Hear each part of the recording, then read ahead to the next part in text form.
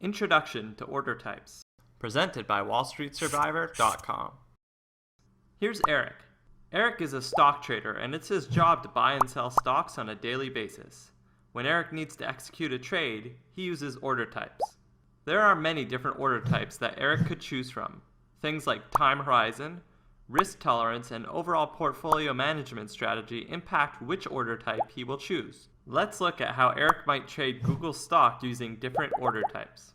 The simplest type of order Eric uses is a market order. A market order is an order to buy or sell a stock at the current bid-ask price. Say Eric places a market order to buy Google, and the current market price is $600. Eric will get filled at the next bid-ask price. While a market order is probably the simplest order type Eric could use, there are a few others which are better suited for other scenarios. Limit buy and sell orders are essentially target prices that allow you to buy low and sell high. Eric will use a limit buy order if he wants to set the maximum price he is willing to pay for a stock. For example, say Google stock is at $600, but Eric wants to buy it at $550. He places a limit buy order at $550, and the order is only executed if and when Google drops to that price. On the other hand, Eric uses a limit sell order to set the minimum price he is willing to sell his stock at. For example, Eric owns Google stock that is currently trading at $600. Eric has decided that he would sell his stock if it had reached $650, but not for a penny less. To make this happen, Eric places a limit sell order at $650, which is executed when Google reaches that price. For experienced traders like Eric who want their orders filled at the specific price, limits are used more often than not.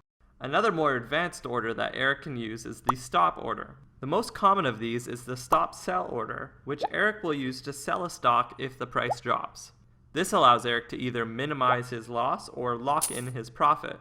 For example, Eric owns Google stock, which is currently at $600, but because of their latest earnings, he is worried that their stock is likely to drop. Therefore, Eric places a stop sell at $580, which will trigger the sell if the price drops to that target.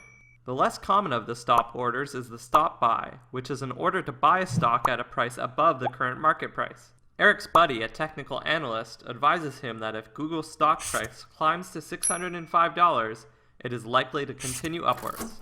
To get in on this momentum, Eric places a stop buy order at $605. Think of stop sell as a form of protection, and stop buy as riding the wave. Eric can also use the trailing stop order, which is a more advanced version of the stop sell. Here, Eric sets a moving stop price which follows the market price up by a percentage or dollar amount, instead of a locked-in price. For example, say Eric owns Google stock. The price has gone up dramatically to $700, and Eric has achieved his target profit. He is ready to sell, but doesn't want to miss out on more profit if the stock continues upwards. He therefore places a $5 trading stop, which follows the stock price upwards, but triggers a sell if the stock ever drops by that amount. This is like riding the wave, but with protection.